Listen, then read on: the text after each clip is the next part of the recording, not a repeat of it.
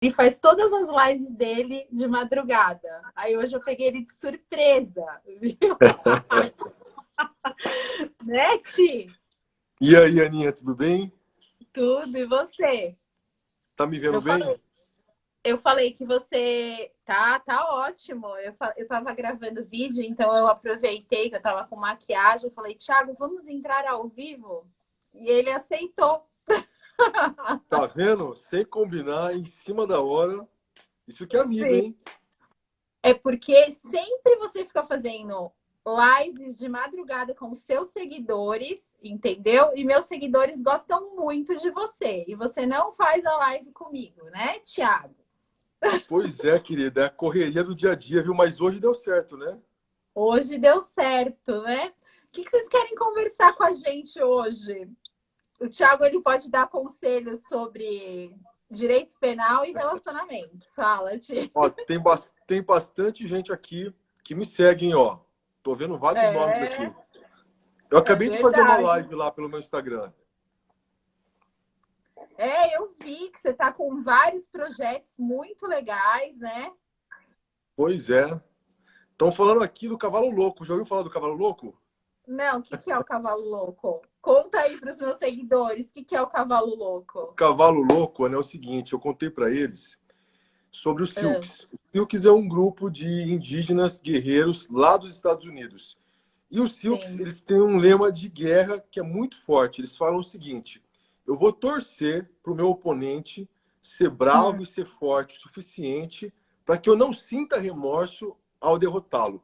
Então, enquanto a maior parte das pessoas pedem para o oponente ser mais fraco, ser mais frágil, eles fazem o contrário. Eles pedem para a pessoa ser superior, ser forte, para eles serem forçados a treinar cada vez mais e superarem seus próprios limites. Então é um outro mindset.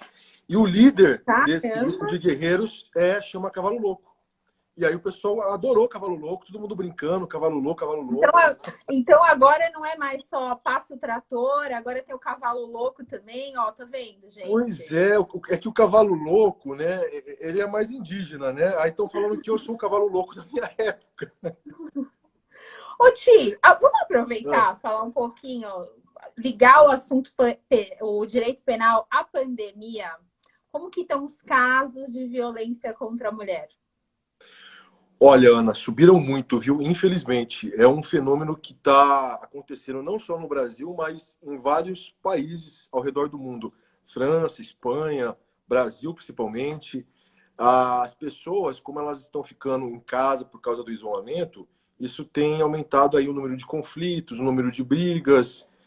Infelizmente, é uma realidade que o Brasil não escapou, está dentro aí desse contexto. É, assim como vão aumentar os casos de divórcio, né, das brigas familiares, que eu vejo muito, eu falo, eu não posso reclamar de trabalhar na pandemia, porque é um período que eu estou trabalhando bastante, justamente porque, infelizmente, estão tendo muitos conflitos.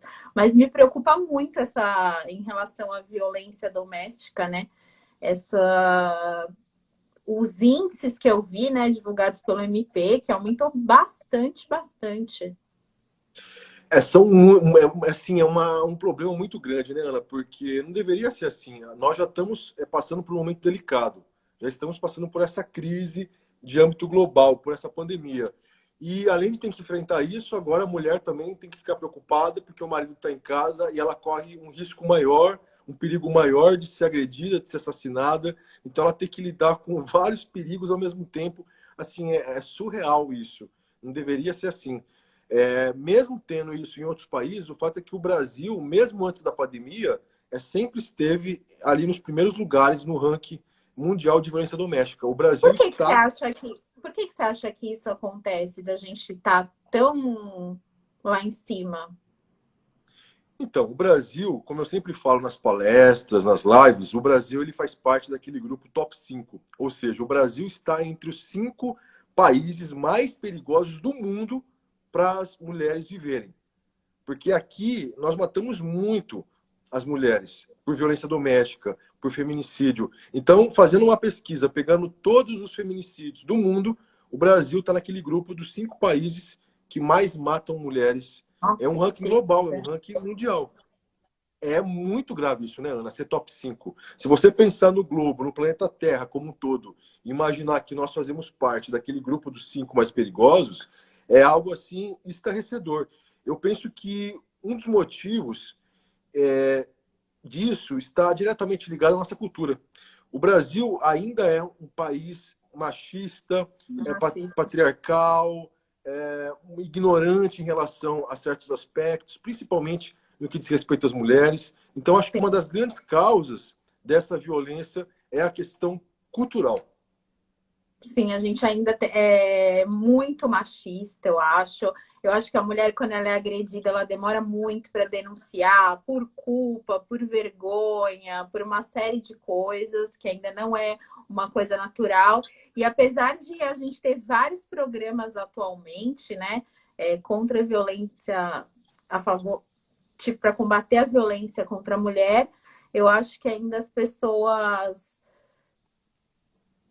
não está sendo efetivo, né? Tanto é que esse ranking absurdo, olha como é difícil ser mulher aqui, né? Por que você acha que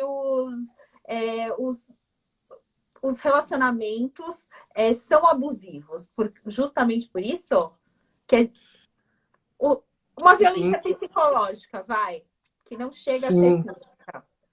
Eu penso que a mulher ainda é vista pelo homem como um objeto. Então, o homem vê na mulher algo que é propriedade dele. Ele enxerga na mulher um tipo de propriedade. Então, ela é minha, e se ela não for minha, ela não vai ser de mais ninguém. Eu sempre ouço essas falas na delegacia quando as vítimas vão lá me procurar. Sempre é a mesma coisa. Eu acabei o relacionamento, ele não aceita, ele fala que se eu não ficar com ele, eu não vou ficar com mais ninguém. E é esse ciclo de violência que acaba aí, desaguando na morte, no feminicídio. Então, essa visão está muito enraizada de que a mulher é propriedade do homem e o homem tem o poder sobre a vida da mulher. Eu decido se ela vai ficar com outro ou não, porque se ela não for minha, ela não vai ser de mais ninguém.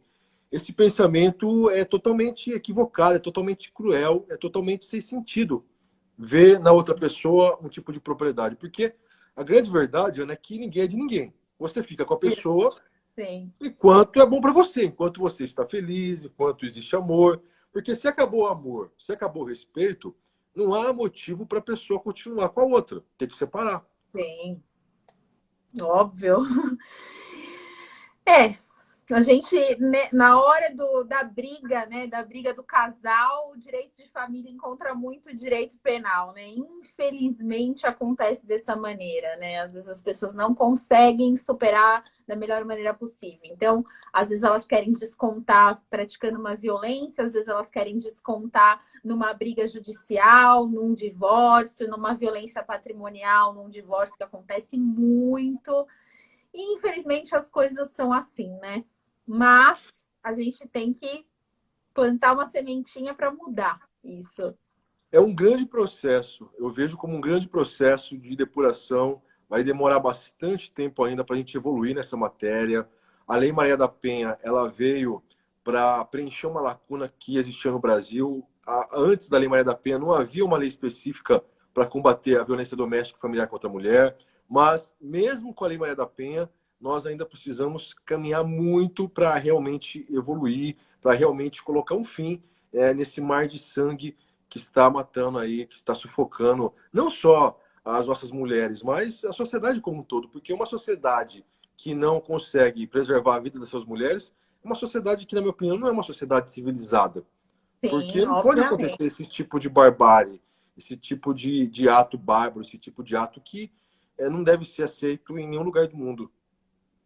E eu só tenho que te elogiar pelo seu trabalho, pelo trabalho que você faz em combate à violência contra a mulher, porque assim é difícil a gente ver um homem falando sobre esse assunto e com propriedade, né? Você conta a sua história, ou como você começou tudo isso, que é admirável a sua história.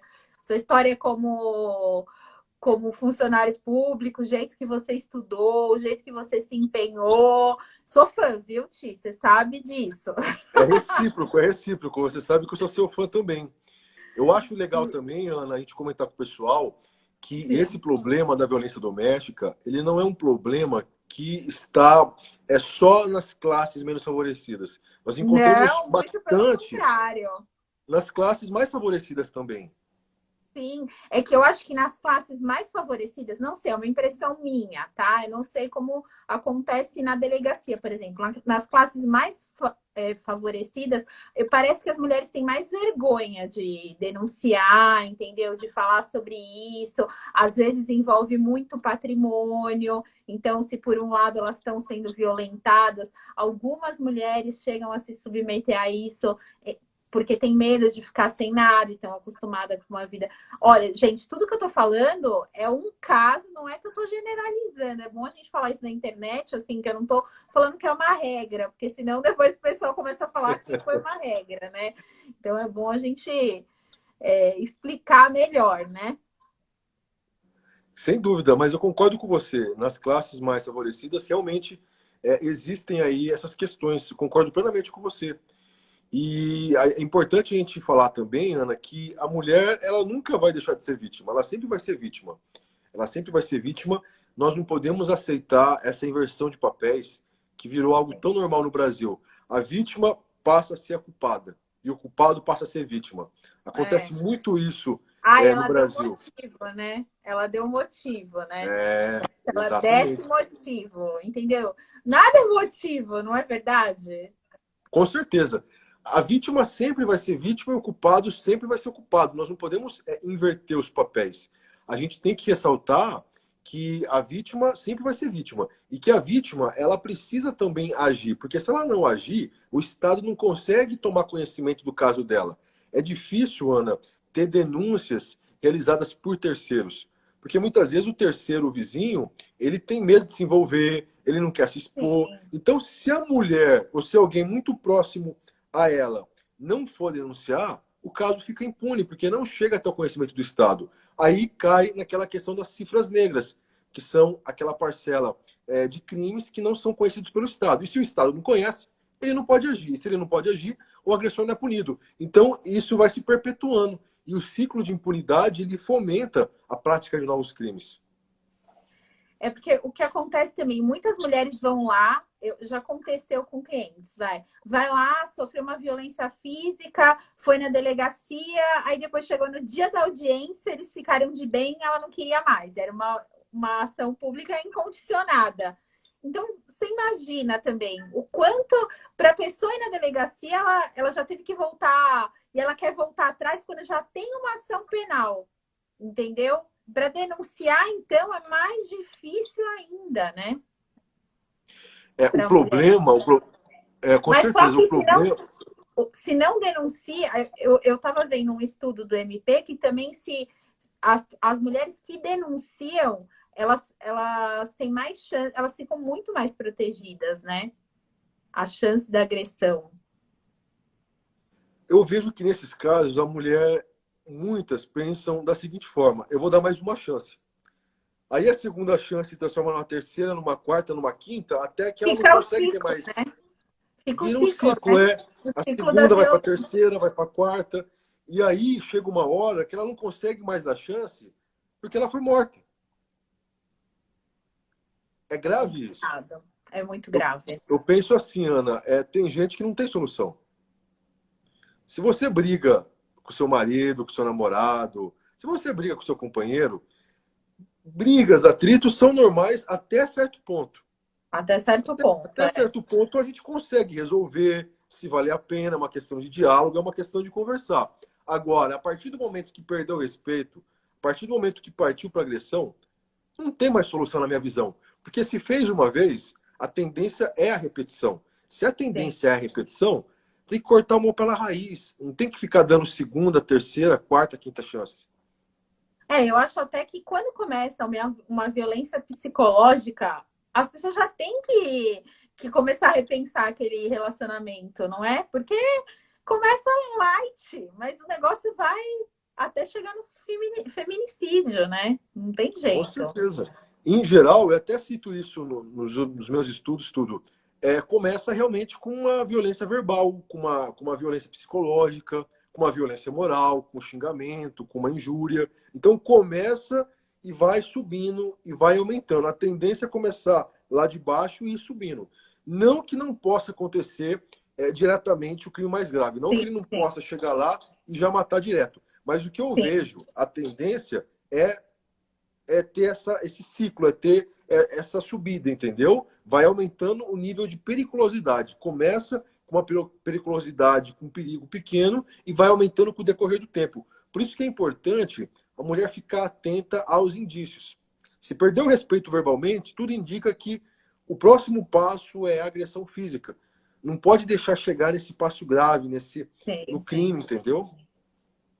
Com certeza. Estão perguntando aqui se teve alguma alteração recente na lei, Maria da Teve, Penha. inclusive eu postei lá no meu Instagram, o leque de medidas protetivas foi ampliado. Então agora tem novas medidas protetivas relacionadas ao agressor, para frequentar reuniões, para frequentar eventos de reabilitação. São novas medidas protetivas.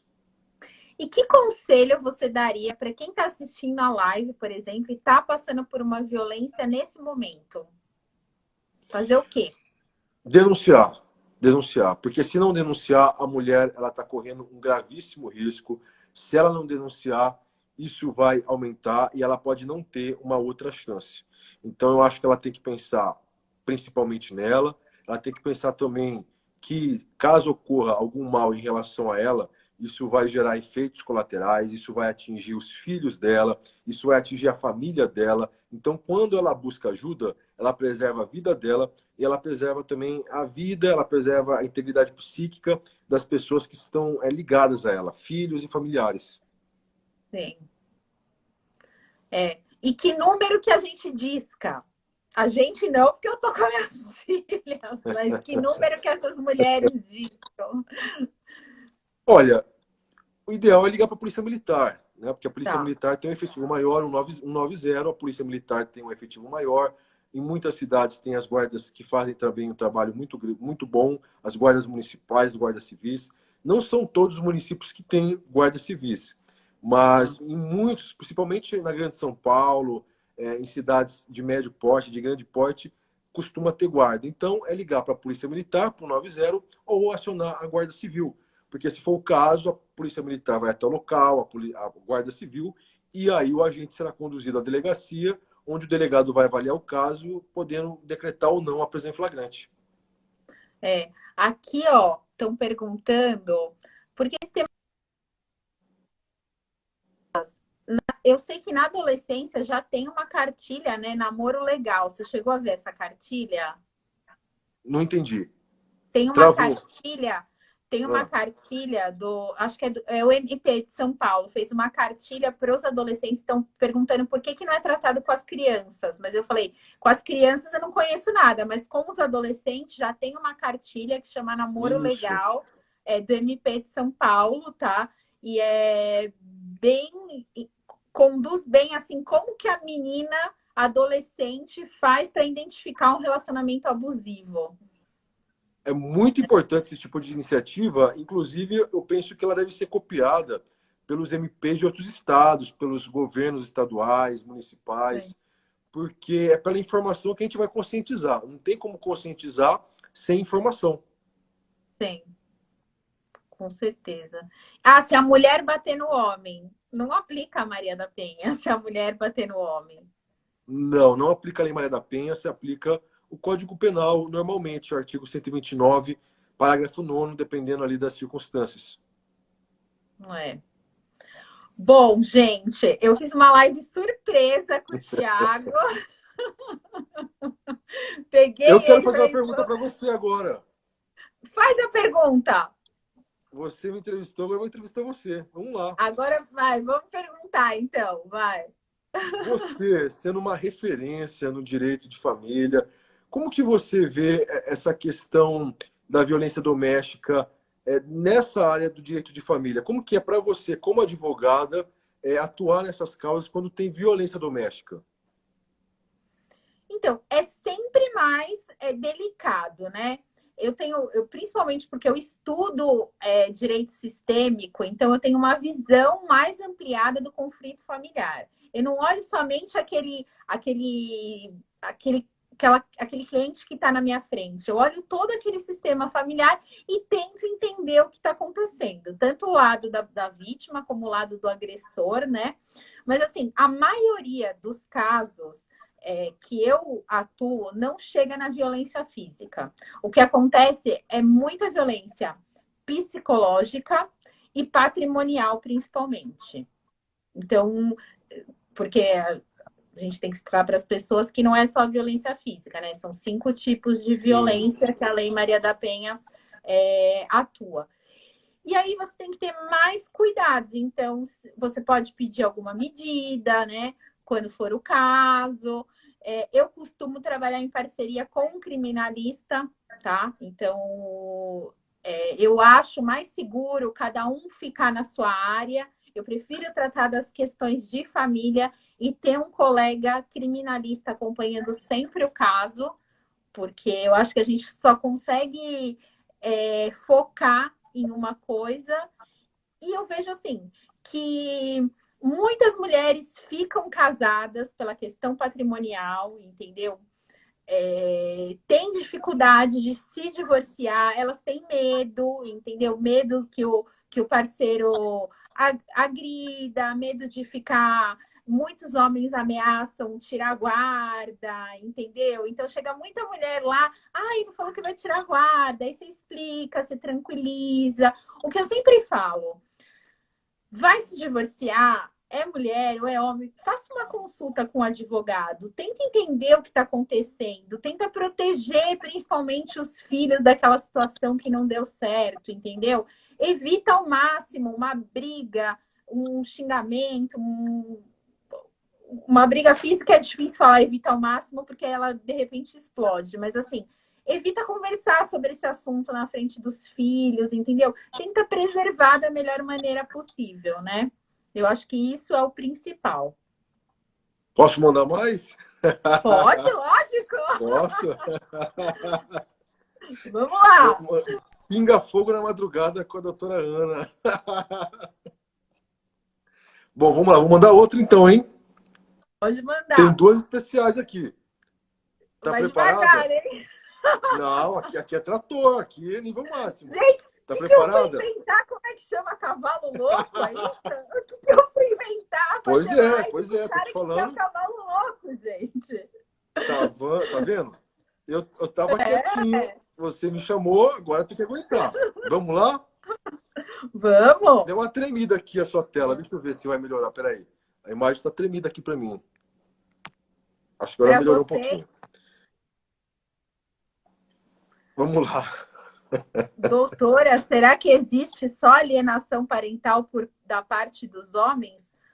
Não, o alienador ele pode ser o homem ou a mulher, aquele que vai fazendo o dano moral, que vai implantando falsas memórias no filho com o intuito que o filho passe a odiar o outro genitor, não importa se é o homem ou a mulher, os dois fazem alienação parental. Bom, Thiago, só vamos voltar aqui, que eu estava só respondendo a pergunta aqui. Você está querendo escapar, eu percebi, você está querendo enrolar. Mas aqui não, aqui vai ter que encarar o desafio. Então vamos lá, são 2, tá? Que eu pensei agora. Se preparem, hein? Posso mandar? Pode. Então vamos lá. Eu quero saber a sua opinião de Vossa Excelência em relação à questão da lei de alienação parental. Porque há um pleito... Estão falando que a minha conexão tá ruim. Então, vou ter que sair daqui onde eu tô, tá? E ir para o lugar que o Wi-Fi é melhor. Então, vai lá. Qual que é a minha opinião sobre a lei de alienação parental? Sobre esse movimento que está pedindo a revogação dessa lei. Eu sou contra a revogação da lei de alienação parental, então que fique claro, porque eu acho que independente de... Peraí que agora eu vou ter que acender outras luzes. Melhorou. É tudo improvisado, gente. Quem sabe faz ao vivo.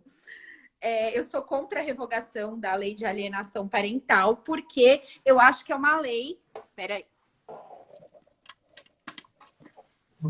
Eu acho que é uma lei que protege muito os nossos filhos, entendeu? E a alienação parental é um dano moral.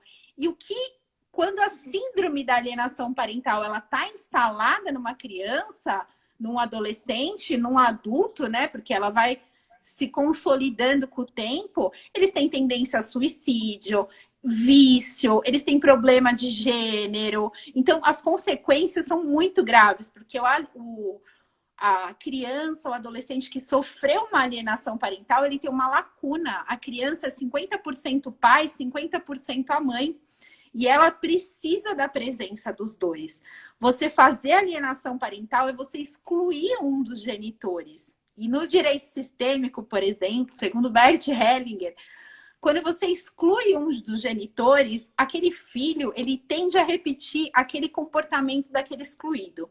Então, se você chegar e falar assim, olha, o teu pai não é legal porque...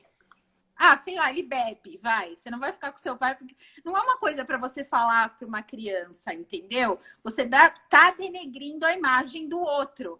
E qual que é a consequência que pode acontecer? Ela pode chegar a repetir esse comportamento inconscientemente por amor para incluir aquele que foi excluído. Então, assim, alienação parental é um dano moral, causa consequências sistêmicas, né, naquela família. E eu acho que a lei não deve ser revogada por causa de um inciso, que a lei diz quais são os atos de alienação parental. Então, você desqualificar, você falar mal, você mudar para local distante, você omitir informações, você dificultar a comunicação. E um dos atos de alienação parental é a falsa denúncia de abuso, que pode ser uma falsa denúncia num conselho tutelar, por exemplo, ou pode ser a falsa denúncia do abuso sexual. Então, se essa questão ela não é uma lei para proteger pedófilo, e se essa questão é controvertida, então esse inciso pode ser revisto, mas não uma lei inteira ser revogada, tá? Porque se hoje em dia a gente já tem tantos casos de alienação parental, você imagina se não tivesse uma lei, né? O que ia acontecer, né? É muito importante, é uma lei que protege os filhos, não é uma lei assim contra a mulher, porque na maioria das vezes é a mulher que comete. Não é sempre, tem muitos homens também que cometem.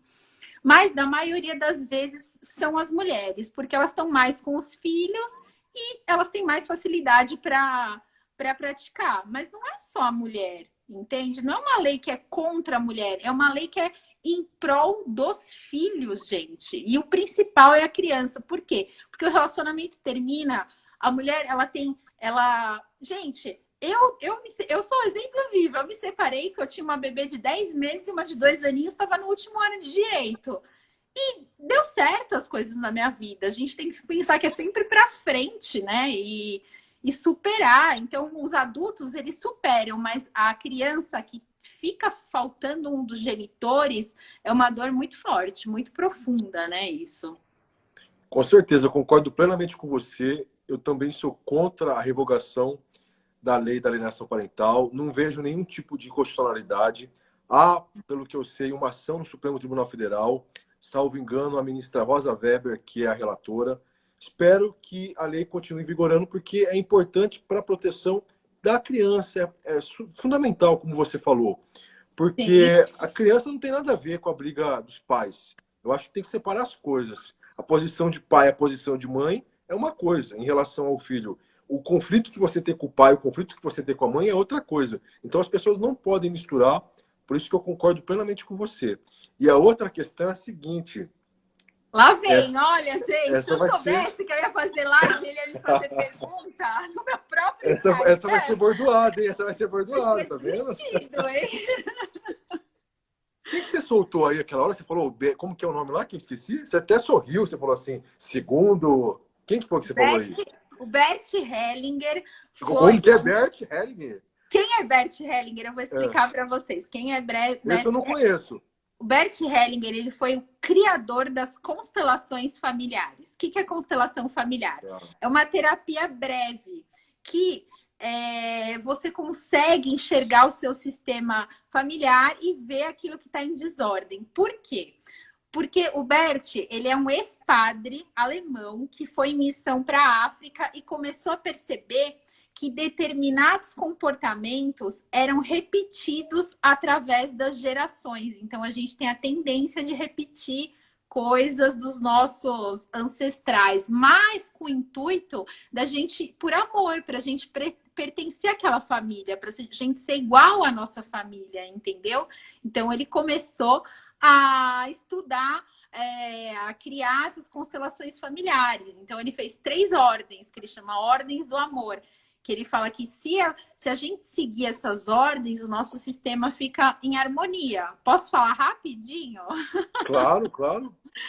A primeira ordem é o pertencimento. Então, a gente quer pertencer à nossa família. Então, a gente tende a repetir comportamentos e também, se a gente exclui um ente da nossa família, como eu disse na alienação parental, a gente está excluindo. A tendência é que em gerações posteriores esse comportamento se repita. E pode ser bem posterior, viu, Ti? Não precisa ser na geração seguinte. Esse comportamento se repita com o intuito de incluir aquele que foi excluído. Então, a primeira ordem do amor é o pertencimento. A segunda é a hierarquia. Então, aquele que veio antes tem precedência aos depois. Então, os pais estão acima dos filhos. Então, quando você vê aquele filho querendo mandar no pai ou na mãe, isso daí causa uma desordem na família, entendeu? Uma desarmonia familiar. E a terceira lei, a terceira ordem do amor é uma coisa que a gente fala muito. Que eu já vi até você falando isso quando você fala sobre relacionamento no seu Instagram, que é o equilíbrio de troca, o equilíbrio de dar e receber. Então, isso é para tudo na vida, para amizade, para amor, para trabalho. Você tem que dar na mesma proporção que você recebe, não exatamente na mesma. Cada um vai dando um pouquinho a mais para que essa relação cresça, entendeu? Porque se um dá muito, ele se sente cobrador.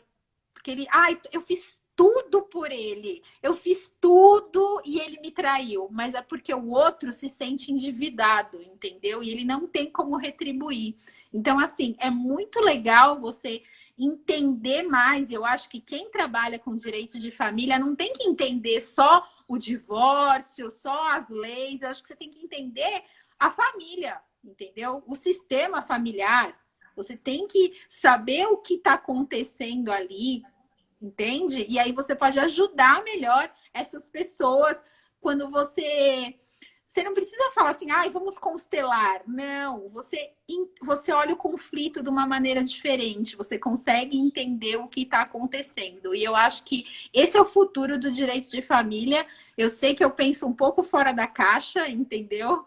Mas eu acho que ainda mais agora com essa pandemia que está acontecendo, essas loucuras que estão acontecendo, eu acho que é o que a gente tem pela frente.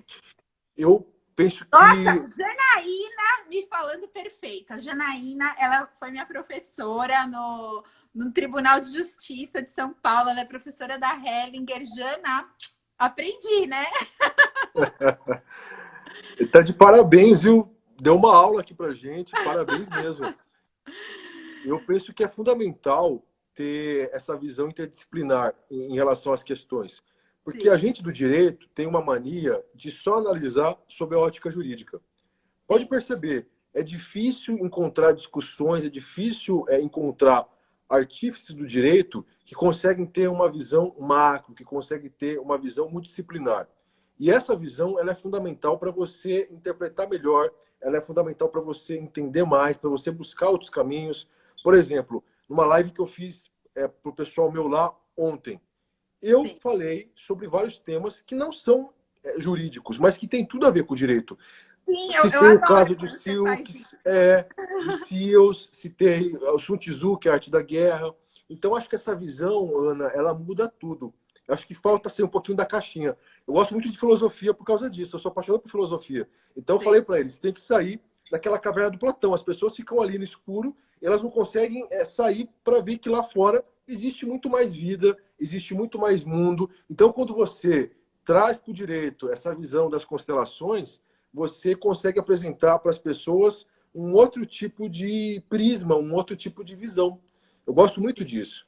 E o equilíbrio, igual você falou, é sempre fundamental. Eu acho que em tudo a reciprocidade. Porque sem reciprocidade não tem aquele equilíbrio na balança, né? Então, acho que na amizade deve ser assim, no relacionamento deve ser assim.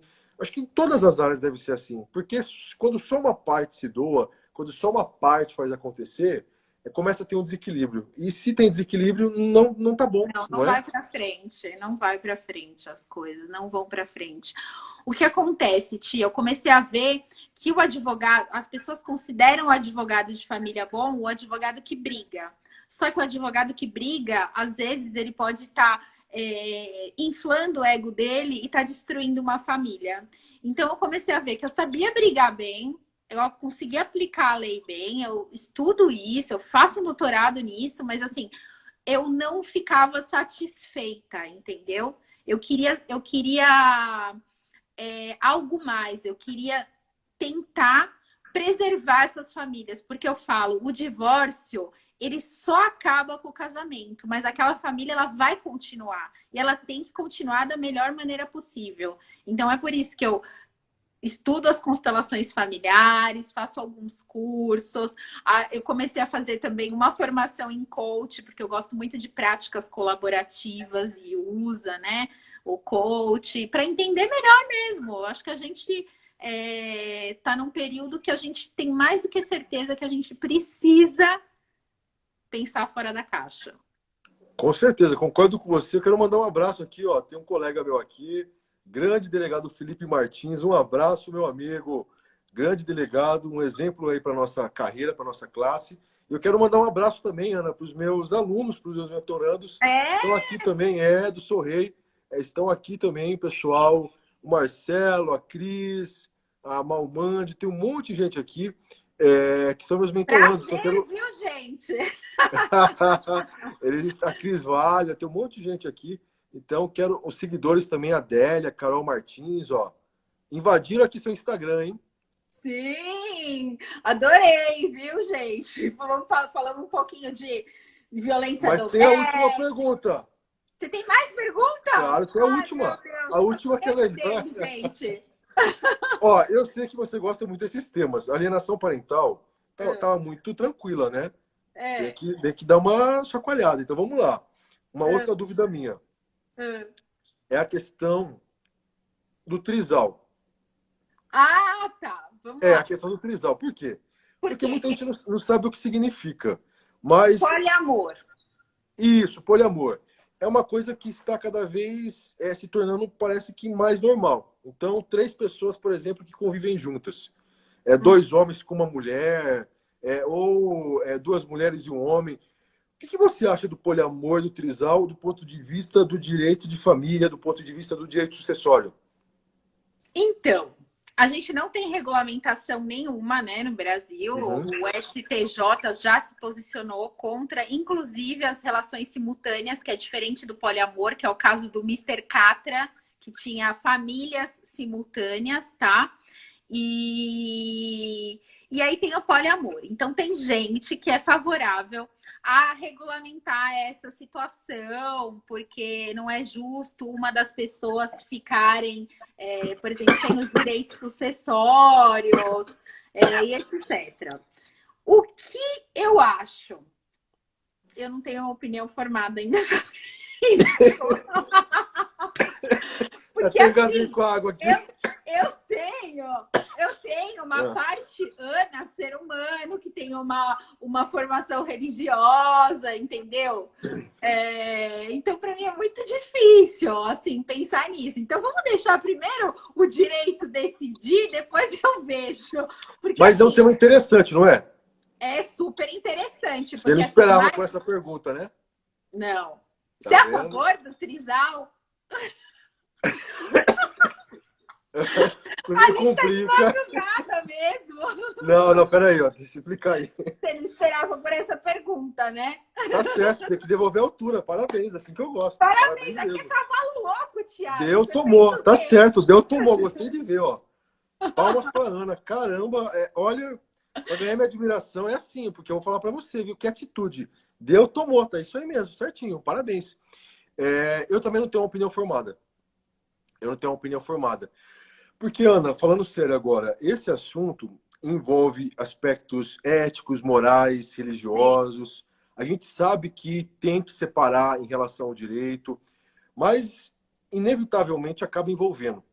Acaba sim. envolvendo a questão das crenças, dos valores, valores humanos, sociais.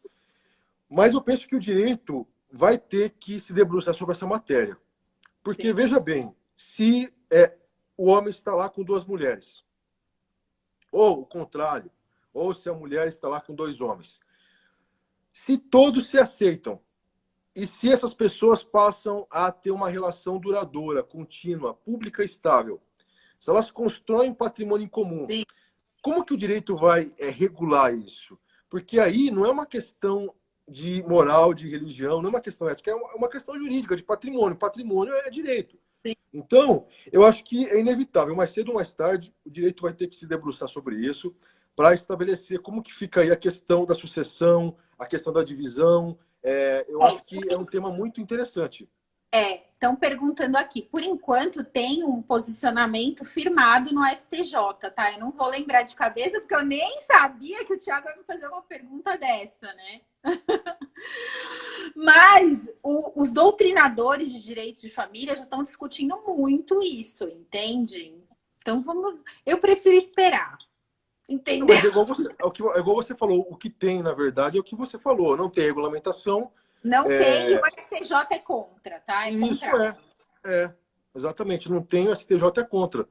Agora, vamos esperar para ver. O que eu vi já, que eu até cito no meu livro, é um caso muito interessante de um homem preso que entrou no Poder Judiciário, tá? Ele ingressou com pedido, porque ele mantinha um relacionamento com duas mulheres. E as duas mulheres queriam visitar ele na cadeia. Visita íntima. Ele queria ter uma visita íntima com as duas. A administração penitenciária indeferiu, recusou, impediu, com base no regulamento que só permitia uma visitante, uma visita. Uma pessoa lá que deveria ser Sim, vinculada como companheira, e não duas. sim. Aí o juiz manteve isso. Então, eu acho que você veja, o trisal, aí, o poliamor, ele envolve não só questões patrimoniais, mas questões Sim, também carcerárias. sim, Porque eu se nem se o preso, imaginava isso. Você me pois é, ensinou, se o agora preso eu vou poder convive dar com esse duas exemplo. mulheres, se ele convive com duas mulheres, ele pode querer receber as duas, Sim, mas o cadastro lá é só para uma. Porque a sim, monogamia, em regra, né, formalmente é o que prevalece no Brasil. Então, exatamente. o juiz manteve a regra lá da administração penitenciária sob o argumento de que a violação poderia causar um caos, poderia causar uma desorganização no sistema. Eu, no livro, comento essa decisão e eu concordo com o juiz. Porque é querer demais. O cara comete crime, ele vai para a cadeia, E e aí quer ele duas mulheres, né? quer ter um harém na cadeia. Ele quer ter um harém na cadeia. Então isso não tem nada a ver, isso é um absurdo para mim. Então, no meu livro eu comento e critico. Eu falo que poliamor, sob a ótica familiar, sob a ótica sucessória, é uma coisa. Agora, sob a ótica penitenciária, aí eu sou totalmente contra. É uma só e olha lá. Porque Sim. delinquiu, vai ficar. O cara quer Não, criar um e, harém. e Vai vamos criar um harém lá dentro. e vamos combinar, gente. Um já dá trabalho. Você ter dois, meu Deus do céu, né? Um já dá trabalho, né? Ixi, travou. Oh, imagina dois! Imagina, eu fico pensando no Mister Catra, com esse monte de mulher que ele tinha, gente. E conviviam todos, sabiam de todas, entendeu? Era filho de um, filho de outro. Eu não sei quantos herdeiros tem no inventário dele, mas eu sei que são bastante. Agora, o que me veio na cabeça aqui, só antes da gente finalizar, é como Hum. que era o tal do cavalo louco na época dele. Como será que era? Não tinha pra ele, né? Né? Não, Porque ele era agora, o chefe da tribo. Então, não sei, agora você não sinceramente, eu não sei como que era essa questão na época do Cavalo Louco, falando sério. Eu não sei como que era lá essa parte do Silks, eu estudei muito a parte da guerra, a parte dos outros costumes assim, mas essa parte familiar eu não cheguei a ver, eu acho que é super interessante saber como que era lá na época. Costuma ser algo assim, mas é porque muda muito, né? Essa batalha lá deles, na época era 1800 e bolinha, então muita coisa mudou de lá para cá. Eu falo assim que a família mudou totalmente, porque antes a família era baseada no casamento. Então as pessoas precisavam casar Aí elas precisavam ter sexo para depois terem filhos. Hoje em dia a gente consegue ter filhos antes de qualquer coisa e sem ter sexo na reprodução humana assistida. Então mudou muita coisa, né, na família, né? Então, É a assim, é questão bem da difícil da família. gente pensar na época do cavalo louco. Aí entra a questão da família monoparental, né? Também, né? Que a minha, por exemplo, eu e minhas filhas, então é uma família monoparental. Hoje em dia tem muitas mulheres fazendo reprodução humana assistida com o espermatozoide de doador, entendeu? Gente, tem muitas formas de família hoje. É um tema muito interessante. Apesar de não ser minha área, espero ter É, me saído bem aí diante da senhorita, que é uma referência nacional aí nesse tema. Então, espero ter me saído um pouquinho bem aí. nossa, foi ótimo. Você já deu uma dica você deu as dicas de violência doméstica, você já me fez uma entrevista. Eu chamo ele para minha live e ele que me faz pergunta, mas tudo bem, né? A gente está em casa, né? Se não for para ser diferente, a gente nem vai, né? Tem que ser diferente sempre. Qualquer jeito tem que ser diferente. Tem que. Senão não adianta, né? Senão fica sem graça. Se você me chama aqui, eu fico aquele papinho normal, né? Se não dá aquela risada, se não dá aquele upa, não adianta, né? Não, mas a gente falou bastante assunto, hein, Thiago? Fala, Sem nossa, combinar. caramba! Gente, foi sem combinar absolutamente nada. Dá vontade de dar Foi um print verdade. na tela. Eu falei, Thiago, vamos entrar agora ao vivo? Ele falou, agora? Eu falei,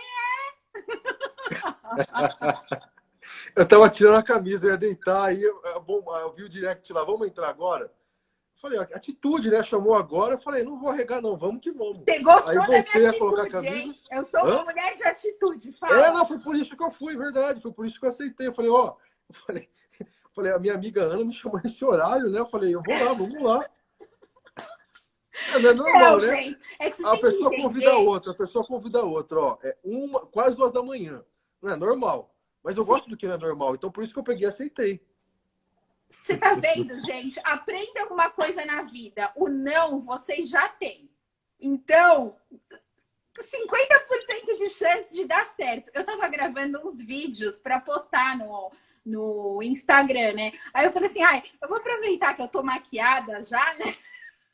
Porque nessa quarentena, gente, e limpa a casa, e cuida de filho, e faz reunião online, faz petição, tá uma loucura, né? Eu falei assim, então eu vou chamar o Thiago e deu certo, tá vendo?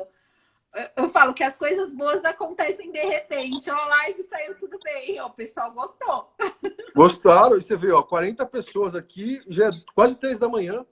Nossa senhora, vamos dormir, que amanhã minhas filhas vão acordar cedo.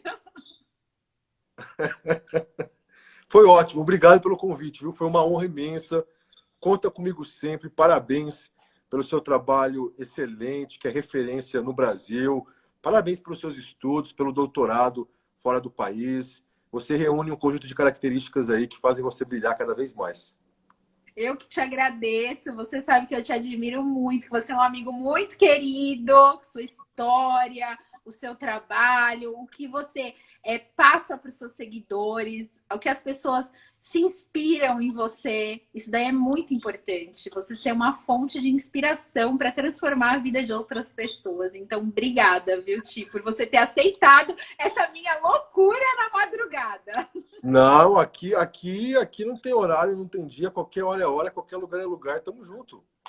Ó, e o pessoal tá perguntando, eu vou deixar a live salva aqui no meu perfil, tá? Para quem quiser ver, tá bom? Tá bom. Beijo, Ti, boa Fica com noite. Deus. Beijo, um abraço para todo mundo que acompanhou aí. Valeu. Beijo para todo mundo. Tchau. Tamo junto, tchau.